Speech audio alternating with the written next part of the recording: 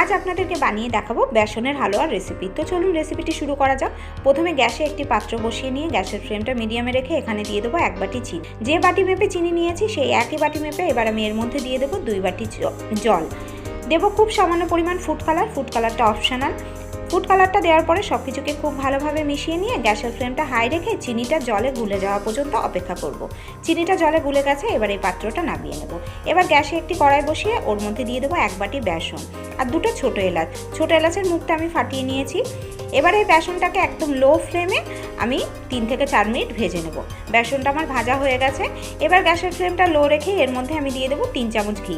এবার এই ঘিয়ের মধ্যে বেসনটাকে আরও 7 থেকে 8 মিনিট ভেজে নেব। 8 মিনিট হয়ে গেছে। এবার এর মধ্যে চিনি আর জলের মিশ্রণটা দিয়ে দেবো। গ্যাসের ফ্লেমটা কিন্তু এই পর্যায়ে লোই থাকবে। সব কিছুকে খুব ভালোভাবে মিশিয়ে নেব আর ততক্ষণ পর্যন্ত এটা নাড়তে থাকবো যতক্ষণ না কড়ার গা থেকে হালুয়াটা ছেড়ে আসে। তো এখন দেখতেই পাচ্ছেন হালুয়াটা অনেকটা পরিমাণে টাইট হয়ে এসেছে। এবার এর মধ্যে দিয়ে দেবো 2 চামচ ঘি। ঘিটা দেওয়ার পরে আবারও সব কিছুকে একবার ভালোভাবে মিশিয়ে নেব। সব কিছু ভালোভাবে মেশানো হয়ে গেলে গ্যাসের ফ্লেমটা বন্ধ করে দেবো। হালুয়াটা কিন্তু এর থেকে বেশি আর টাইট করব না। তো তৈরি হয়ে গেল বেসনের হালুয়া।